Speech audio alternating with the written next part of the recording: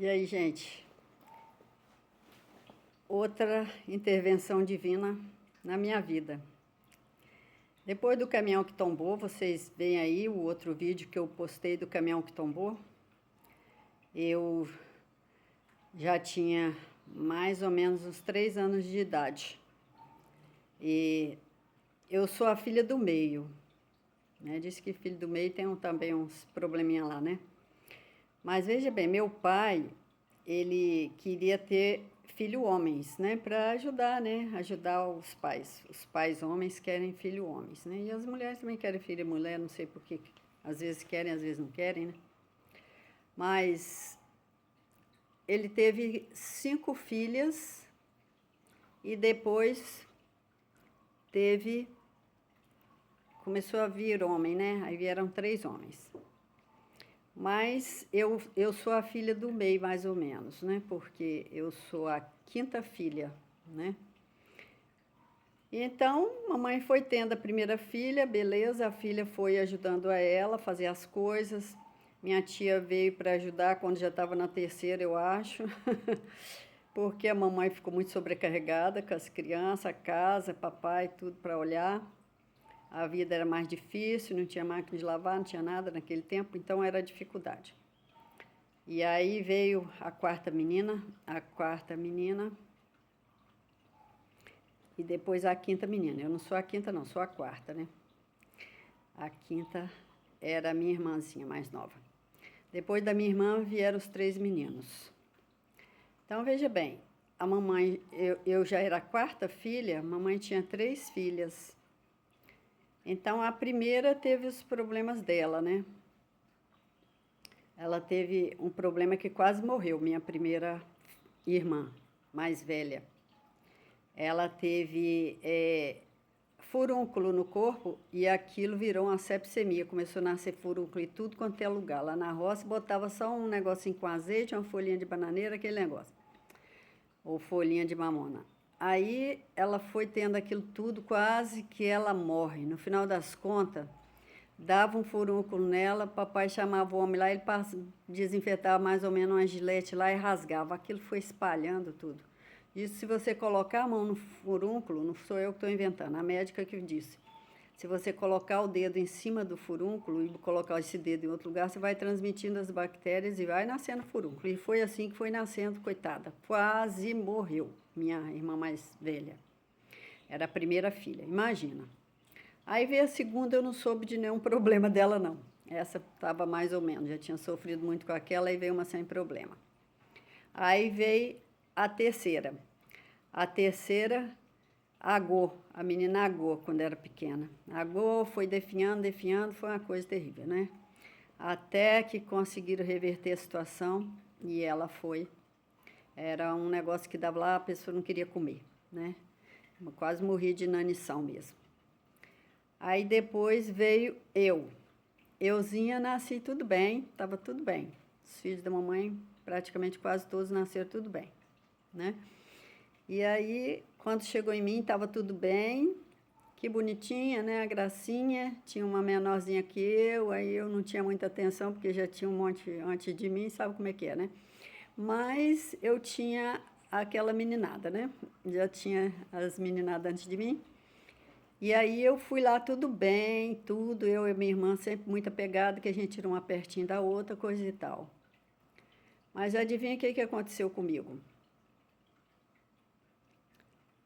Não falava nada, não falava nada. E essa menina, me deram chupetinha, fiquei com chupetinha, nada. Tirou chupetinha, fiquei com raiva e tudo, nada de falar. Mamãe falou assim, gente, por que essa menina não fala? Essa menina não fala. Por que ela não fala? Aí ficou lá, aí disse que a primeira coisa que eu falei foi que a minha tia depois contou que ela falou com a mamãe, Fátima comeu o queijo todo que estava ali. Na hora que ela falou isso, de uma hora para outra, eu já estava acho que quase uns 5 anos de idade lá, igual uma panaca que não falava nada. Aí eu falei com ela, Tiesi, precisa falhar? Falei assim, todo Você vê que a frase foi certa, né? E eu falei aquilo. Quer dizer o quê? Que eu tinha meu aparelho tudo certinho, podia falar e tudo, mas tive um bloqueio que não falava nada. E até hoje pergunta se descobriram o bloqueio. Que bloqueio foi esse? Não é?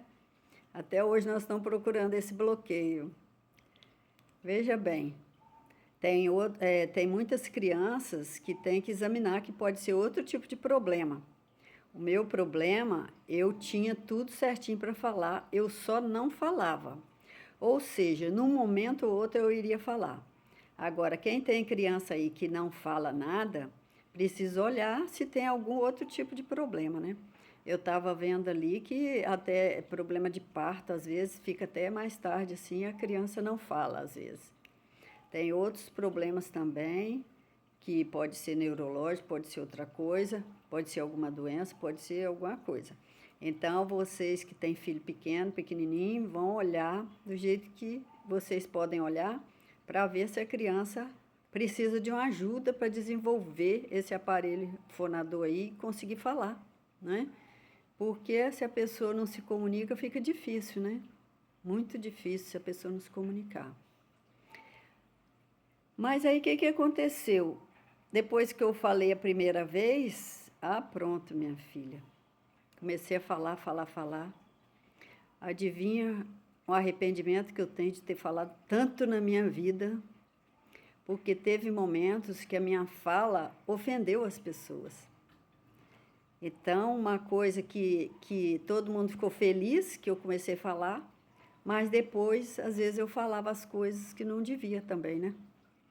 De pequena, de menina, sem saber o que eu estava falando, mais tarde também falei porque fiquei com raiva dos outros, e esses pecados que a gente vai cometendo, né? Então, peça a Deus que tudo que sair da sua boca, que você falar, seja para edificar as pessoas, e não para destruir as pessoas, né? Teve uma moça que, quando eu passei num concurso e tudo, ela achou que eu tinha... Mais tarde, né? Já era moça, já trabalhava.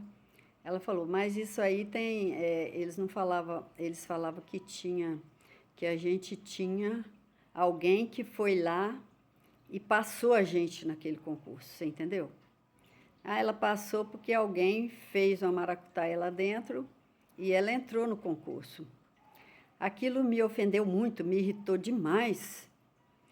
Aí eu falei, meu Deus, como uma pessoa fala um negócio desse? Mas só que na época eu não estava andando muito junto com Deus, não, sabe?